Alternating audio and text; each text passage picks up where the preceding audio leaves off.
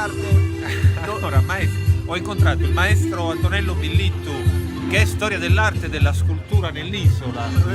Piano, No, è vero, è storia dell'arte e della scultura isolare. Non solo, mi parlava ora di una sua mostra che farà a Brera, non lo possiamo dire, però l'abbiamo detto. Per scaramanzia non si può dire. Vabbè, comunque è il più grande, secondo me, maestro delle arti plastiche vivente in Sardegna. Non andiamo oltre perché bisogna restare sempre con i piedi per terra. Sempre con i piedi per terra è la scultura per aria.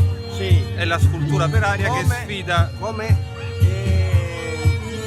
dipingeva il carissimo Bosch, le nuvole volanti con la natura e con il mondo che viaggiavano nell'atmosfera con tanta energia che dava un lustro all'arte, che l'arte ci dà tanto. E mostravano anche le nostre abbiure peccaminose. Certo. Una di queste abbiure peccaminose è che a Cagliari manca l'Accademia di Belle Arti, maestro.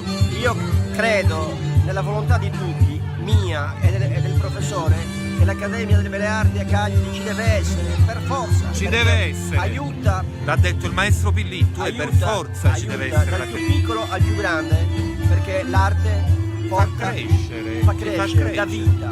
Fa crescere la vita, alimenta vita, fertilità, tutto. fertilità creativa. Se nel mondo non ci fosse l'arte, l'uomo non esisteva.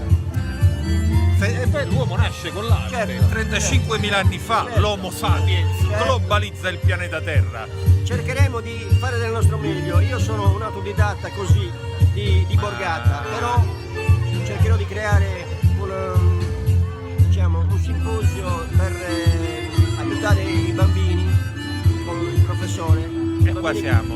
Bisognosi che hanno come si dice, un percorso artistico creativo molto intelligente che noi umani adulti non sappiamo, invece i bambini hanno qualcosa. I bambini sono più creativi in maniera innata, è vero, noi ce ne dimentichiamo. Il maestro Pillittu noi lo ringraziamo per il sostegno.